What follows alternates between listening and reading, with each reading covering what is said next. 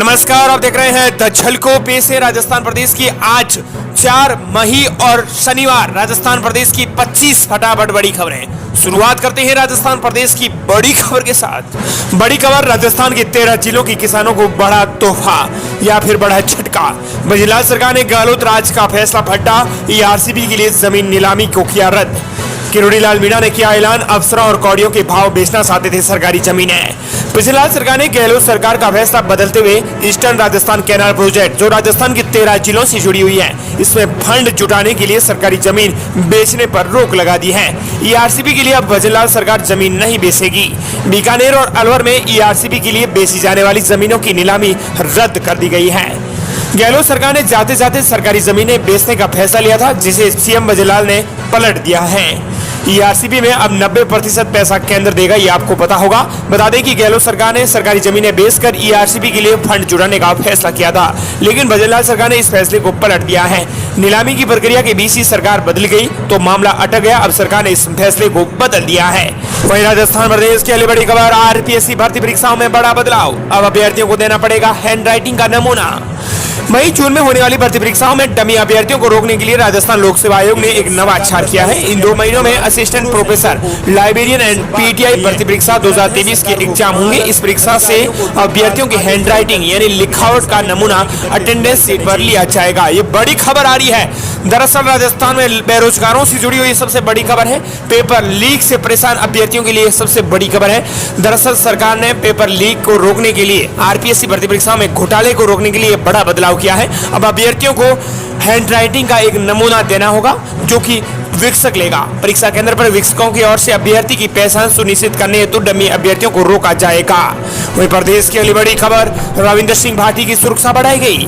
2 PSO रहेंगे साथ। लोकसभा चुनाव की प्रक्रिया पूरी तक रहेगी एक्स्ट्रा सिक्योरिटी। प्रदेश भर में दिए थे ज्ञापन। बाड़मेर लोकसभा के निर्दलीय प्रत्याशी और शिव विधायक रविंद्र सिंह भाटी को जान से मारने की धमकियां मिली थी। इसके बाद प्रदेश भर में भाटी को सुरक्षा देने की मांग उठने लगी। जयपुर से मिले आदेश अनुसार विधायक का एक पीएसओ और बढ़ाया गया है। लोकसभा चुनाव की प्रक्रिया पूरी होने तक 2 पीएसओ सुरक्षा में तैनात रहेंगे। एक पीएसओ सादा वर्दी और दूसरा वर्दी में साथ रहेगा। एसपी बाड़मेर ने पीएसओ को सुरक्षा के लिए रवाना कर दिया है। वहीं राजस्थान प्रदेश के लिए बड़ी खबर, लोकसभा चुनाव के बाद वजनलाल सरकार की मंत्रियों की दिल्ली में लग सकती है क्लास। राजस्थान में 2 चरणों के तहत 19 और 26 अप्रैल को मतदान हो गया है, लेकिन इसी दौरान राजस्थान में वोटिंग प्रतिशत कम रहने से राजनीतिक दलों की चिंताएं बढ़ गई है। राजनीतिक जानकार अपने अपने कयास लगा रहे हैं। पिछले लोकसभा चुनाव 2019 के आंकड़ों पर नजर डालें तो इस बार 5.11% मतदान कम रहा है। इधर वोटिंग प्रतिशत कम होने से वजनलाल सरकार की मंत्रियों की धड़कनें बढ़ गई है। मंत्रियों के क्षेत्र की वोटिंग प्रतिशत की रिपोर्ट दिल्ली भेजे जाने की सियासी गलियारों में चर्चा हो रही है। मंत्रियों के क्षेत्र में कितने प्रतिशत हुआ था मतदान, आपको पता है? कम मतदान हुआ था, जिसकी वजह से अब मंत्रियों की क्लास लगेगी। लोकसभा चुनाव के बाद वजनलाल सरकार के मंत्रियों की दिल्ली में क्लास लगेगी और इस पर नतीजे पक्ष विपक्ष करेंगे कि क्यों आखिरकार वोटिंग कम हुई है, ये जानना चाहेंगे। वहीं प्रदेश की अगली बड़ी खबर, वजनलाल सरकार ने गहलोत कार्यकाल के फैसले को फिर बदला। इंग्लिश मीडियम स्कूलों में जाने अब बदले होंगे नियम। राजस्थान में वजनलाल सरकार पूर्ववर्ती कांग्रेस सरकार के कई फैसलों को अब लगातार बदल रही है। शिक्षा मंत्री मदन दिलावर ने गहलोत सरकार के एक और बड़े और कड़े फैसले को बदलने के निर्देश दिए हैं। गहलोत सरकार के दौरान खोले गए महात्मा गांधी अंग्रेजी मीडियम स्कूलों को अब वापस हिंदी में कन्वर्ट किया जाएगा। इसके लिए शिक्षा विभाग को दिशा निर्देश भी जारी कर दिए गए हैं। इसके बाद शिक्षा विभाग ने 4 पेज का एक फॉर्मेट बनाकर शिक्षा निदेशक को भेजकर मुख्य जिला शिक्षा अधिकारियों को निर्देश जारी किए हैं। इंग्लिश मीडियम स्कूलों में फिर से होगा बड़ा बदलाव। दरअसल अंग्रेजी स्कूल वापस हिंदी मीडियम में कन्वर्ट होंगे। बता दें कि वजनलाल सरकार बनने के बाद शिक्षा मंत्री मदन दिलावर ने बड़ा बयान देकर भी कहा था कि गहलोत सरकार के दौरान महात्मा गांधी अंग्रेजी मीडियम जो स्कूल खोले गए हैं, इनको वापस हिंदी मीडियम में कन्वर्ट किया जाएगा। इसको लेकर अब यह प्रक्रिया शुरू हो गई है। इसके लिए शिक्षा मंत्री के निर्देश पर शिक्षा विभाग ने राजस्थान के अंग्रेजी विद्यालयों को वापस हिंदी में कन्वर्ट करने के लिए 4 पेज का फॉर्मेट जारी किया है।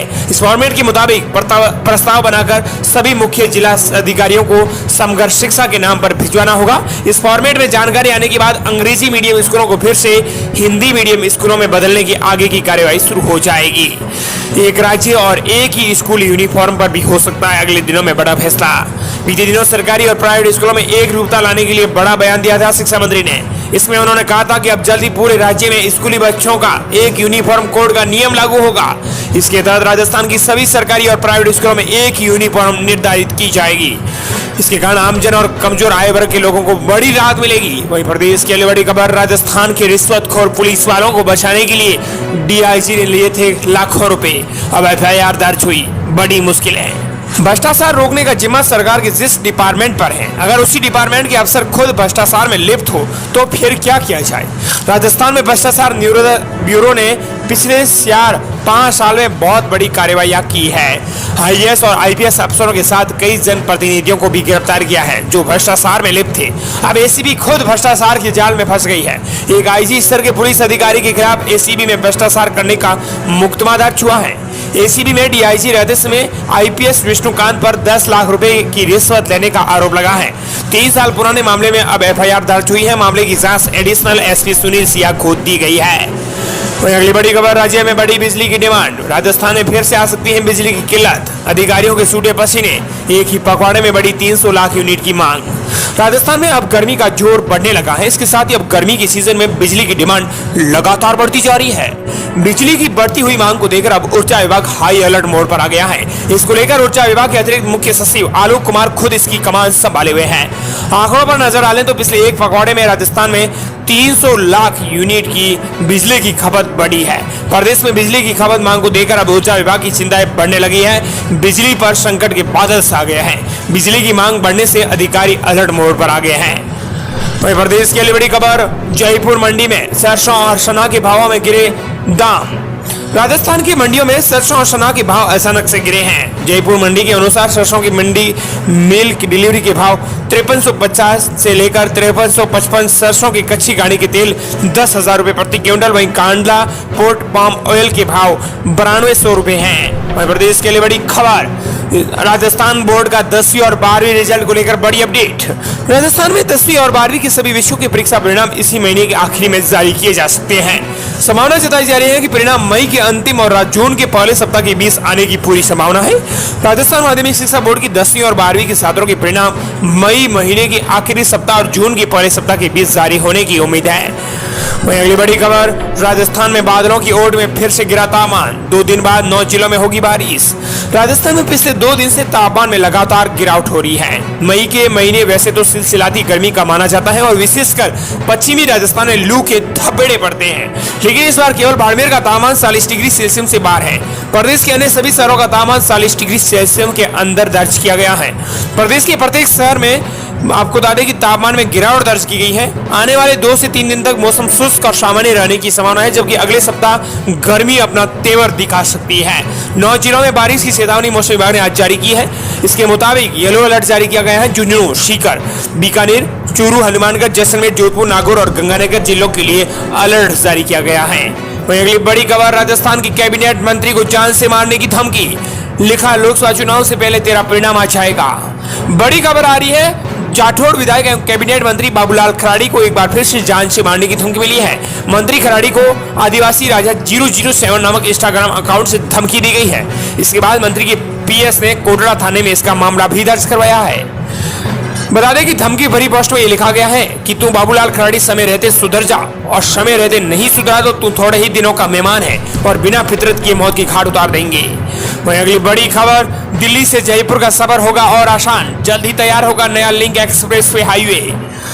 सबकी बड़ी खबर आ रही है, अगर सब कुछ योजना के मुताबिक हुआ तो 2025 के अंत तक जयपुर दिल्ली के बीच एक और सफर आसान हो जाएगा।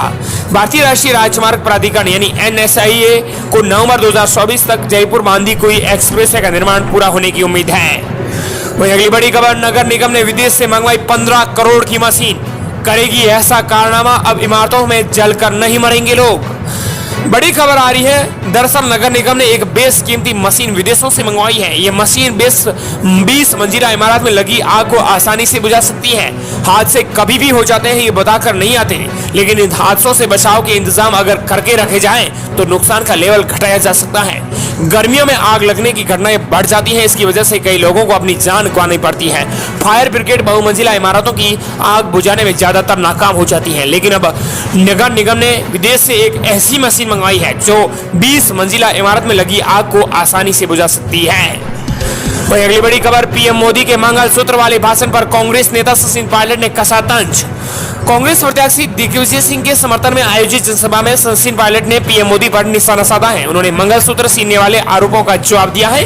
कांग्रेस ने छीनने का नहीं बल्कि जनता को अधिकार देने का काम किया है। पीएम मोदी ने संत उद्योगपतियों के 16 लाख करोड़ रुपए का कर्ज है वो माफ कर दिया है, लेकिन कांग्रेस एकमात्र ऐसी सरकार है जिन्होंने आम लोगों का कर्ज माफ किया था। ये थी राजस्थान प्रदेश की आज की टॉप @ 10 बड़ी खबरें।